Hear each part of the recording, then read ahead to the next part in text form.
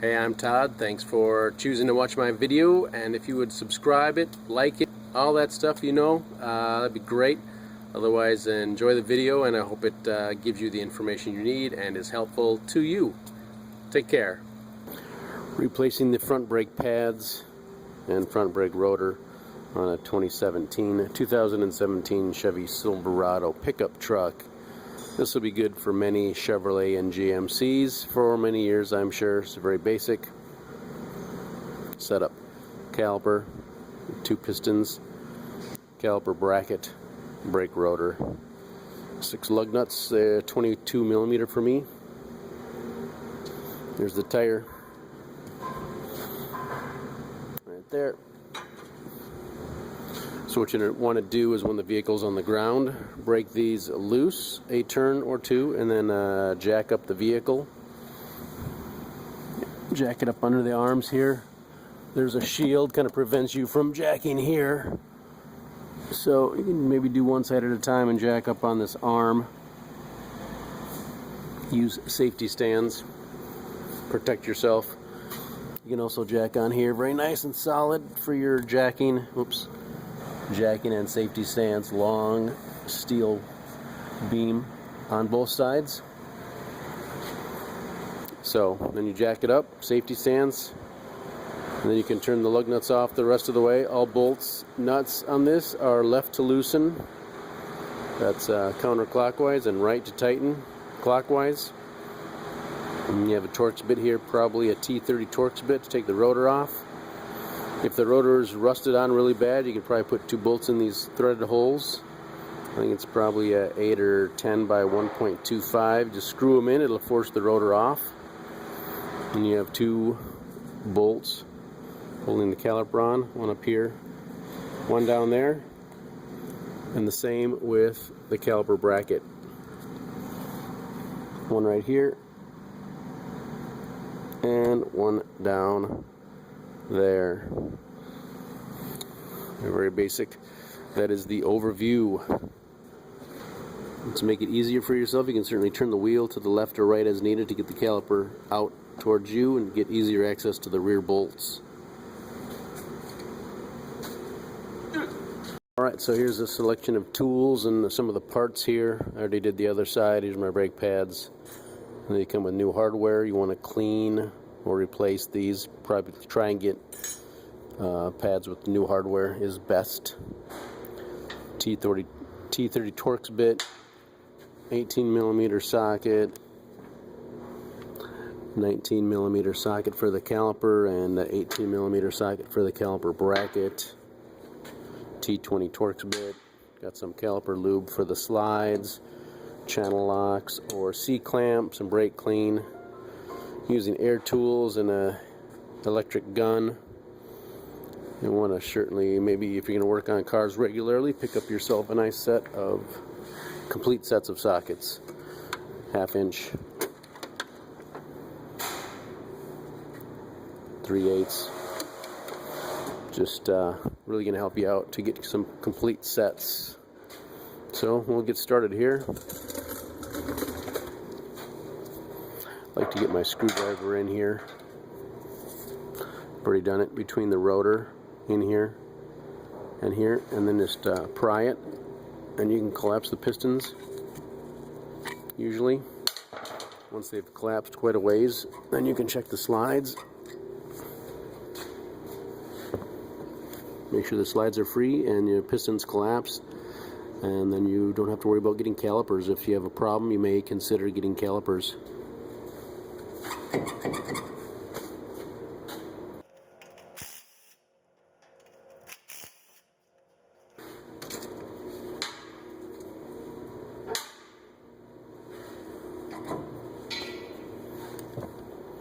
Interestingly, I'm sure this is the first brake job on this vehicle at like 50-some thousand miles. This pad, the outer pad, is actually stuck to the caliper, so they are using some kind of sticky material on the outer pad.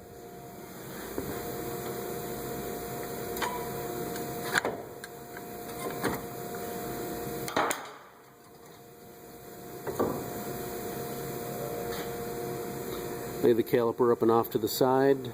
Try not to let it dangle by the brake hose.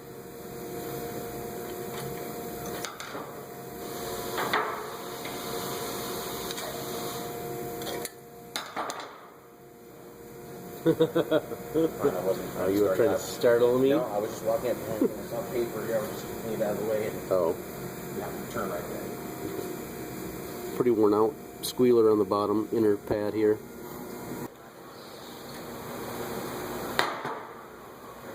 This is almost always where I stop and say if money is super tight. Although with metal to metal you really don't want to go cheap. But if you have not worn out your brake pads down to metal, right here is where you could throw a new set on, put the caliper on, probably be back on your way. If you had brake pedal pulsation before, you'll still have it. You might have brake squealing now because you didn't do anything with the rotors.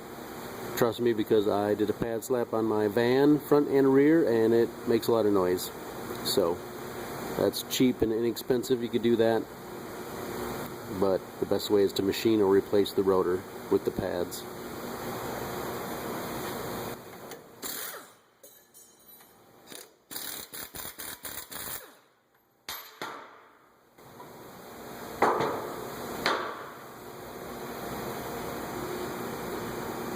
Little, probably some kind of Loctite on here. We'll put a little bit of blue Loctite on here. But I think these are 174 foot-pounds, so it's hard to believe that these are just going to fall off. But you can see there's a coating on there for sure.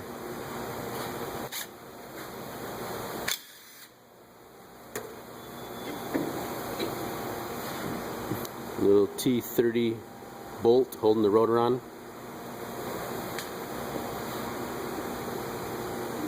For many years, many companies did not use a bolt to hold down the rotor, so don't sweat it if it's gone or not there. You tap it with a hammer if you need to, or the screws as we talked about. Get the rotor off. Looks pretty clean here, being so new. Can clean the surface off as needed, a little wire brush or a little sandpaper to get some of the rust off. But that is removing your brake pad and rotors.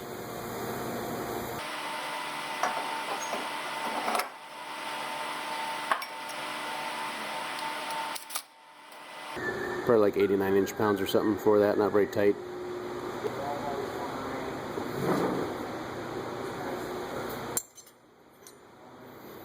So that one wore so much it wore this off because it was in so far. So we'll replace these.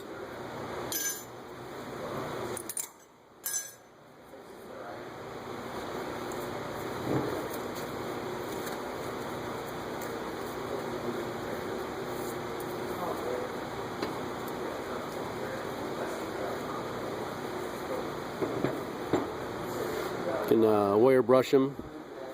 Seems to be some more dirt and deposit on there. It's just a friction fit, so it might take some effort, but just push it on.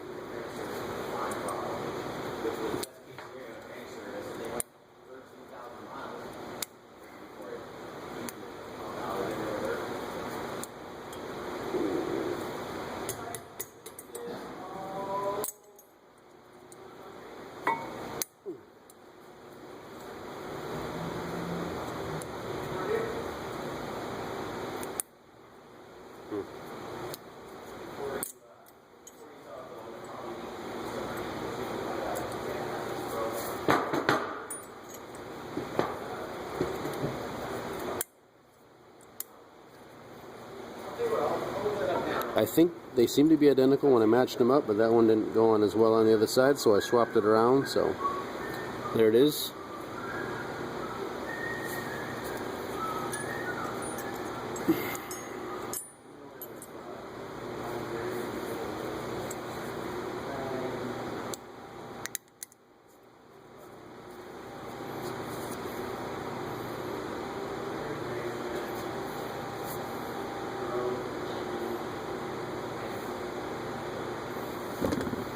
Sure, these are anti-squeal springs that keep it from making noise.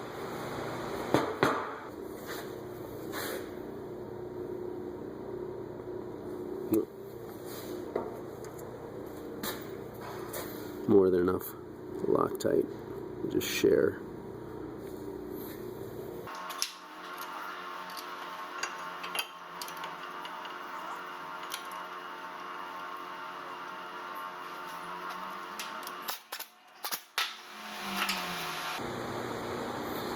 So front caliper mounting bracket is 221 foot-pounds if it has a vacuum booster, which this one does on the master cylinder.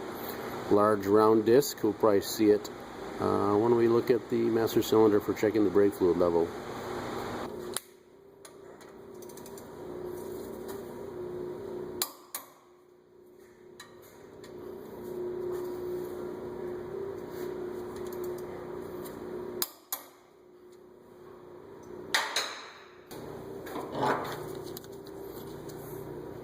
Got our pad with our squealer down. So let's put it in here. Just press it into place.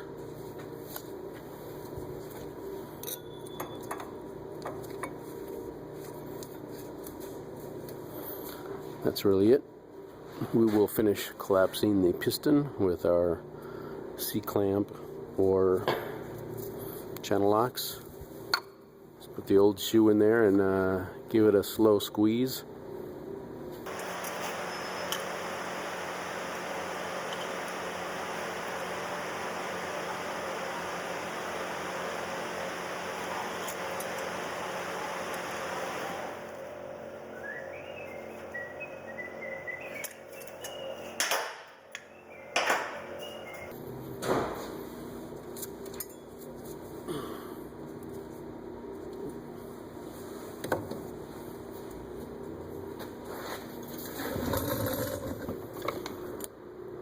In all this haste, I did forget to take these out and lubricate them.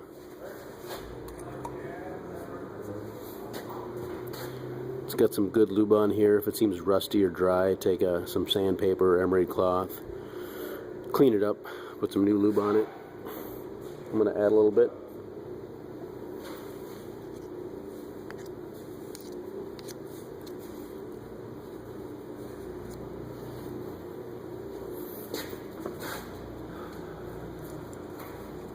Truck looks weird with the right on the bottom. I'm suspecting he's the son. Are the guessing sons? I don't know. Because I don't think his dad does any of that. So. Oh man, good for him, finally. So he doesn't even really drive trucks, he said, other than like on the weekend. So let's have truck drivers. Pizza today? Sure. Okay, jokes on me. Alright, I can't find anything saying that's the program. If you have the president about to have the program. Okay, hold on. We gotta trade throw onto the train. See me like he's perfect. I'll say, yeah, alright. And those are going to be like 74 foot-pounds.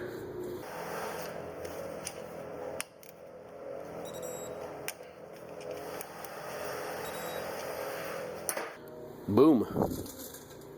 That is your brake job on your 2017 Chevy Silverado. If you take off the wheel and it looks like this video is going to work for you, I am sure. Very basic. This has been done for many, many, many years. Now let's check out the master cylinder and top off the fluid as needed. We'll go over that. Here's your master cylinder. It's got a minimum and maximum lines right here. After collapsing our pistons, we're right back basically at the maximum. When we step on the brakes a few times, which you need to do before you let anyone drive it, step on the brakes several times, pump up the brakes so the fluid's flowing to the pistons and getting them set on the pads again. Let's turn that off. Add or take out fluid as necessary. Clean turkey baster or a clean rag, you can absorb some fluid.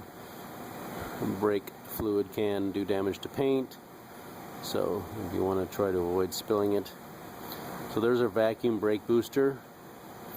If you have a hydraulic brake booster, you're going to have a different setup back there. It's not going to be a round fat disc. You're gonna have a bunch of hoses going to that down to your power steering pump if you have one of those on your vehicle.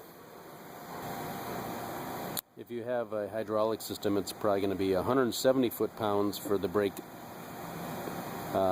mounting bracket instead of 221. And then if you are tightening the caliper bracket, then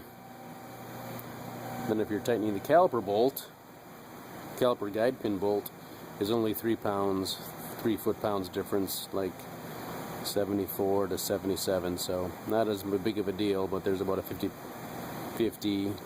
foot-pound difference on the bracket bolt. But if you use Loctite on both, I'm sure it'll be fine.